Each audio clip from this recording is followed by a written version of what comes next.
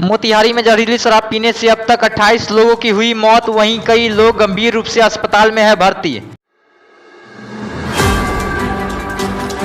पटना के पनास होटल में हिंदुस्तानी आवाम मोर्चा के राष्ट्रीय कार्यकारिणी की हुई बैठक, जीतन राम मांझी ने बैठक का किया उद्घाटन। वहीं इस राष्ट्रीय कार्यकारिणी की बैठक की अध्यक्षता बिहार सरकार के मंत्री सह हम पार्टी के राष्ट्रीय अध्यक्ष संतोष कुमार सुमन ने की। उत्तर प्रदेश में माफिया आतिक अहमद की हत्या के बाद गरमाई राजनीति। हिंदुस्तानी आवाम मोर्चा के प्रमुख जीतन राम मांझी ने उत्तर प्रदेश के लॉ एंड ऑर्डर पर उठाया सवाल। जीतन राम मांझी ने कहा कि उत्तर प्रदेश से अच्छा बिहार में लॉ एंड ऑर्डर है। यूपी में अस्पताल जा रहे व्यक्ति की गोली मारकर हत्या कर दी जाती है, जो कि पहले से योजना बनाई गई थी, जिससे इस घटना को अंजाम दिया गया। देखिए, लॉ एंड ऑर्डर का जहाँ तक सवाल है, हम बिहार के लोग चाहे जितना आप लोग कह लें, लेकिन बिहार में law and order बनिस्पत Uttar Pradesh के अच्छा है।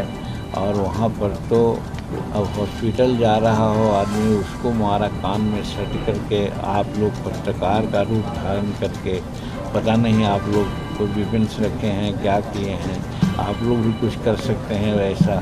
तो ये सारी बातें ऐसी आई है कि अकस्मात नहीं कही जा सकती है, कहीं न कहीं प्लांटेशन हुआ है और जिसके चलते उनकी हत्या हुई है। उत्तर प्रदेश में हो रहे एनकाउंटर पर बिहार में सियासत जारी। आरजेडी विधायक सुधाकर सिंह ने यूपी के मुख्यमंत्री योगी आदित्यनाथ पर उठाया सवाल। सुधाकर सिंह ने कहा कि एनकाउंटर कानून के विरुद्ध आचरण है। ऐसा करने से मानवाधिकारों का उल्लंघन होता है। अगर कोई अपराधी है तो उसे गिरफ्तार कर जेल भेजना चाहिए, ना कि एनकाउंटर कर देना चाहिए। मुजफ्फरपुर में बाइक सवार अपराधियों ने ईंट भट्टा संचालक पर की फायरिंग। मौके से एक अपराधी को किया गया गिरफ्तार। पुलिस मौके पर पहुंचकर गिरफ्तार अपराधी को पकड़कर लाई थाने। अपराधी की पहचान कुढ़नी थाना क्षेत्र के दुलार सहनी के पुत्र गणेश कुमार के रूप में हुई है। बहन की शादी के लिए भाई बना हथियार तस्कर। बिहार एसटीएफ ने श्रमजीवी एक्सप्रेस से यूपी के 2 हथियार तस्करों को किया गिरफ्तार।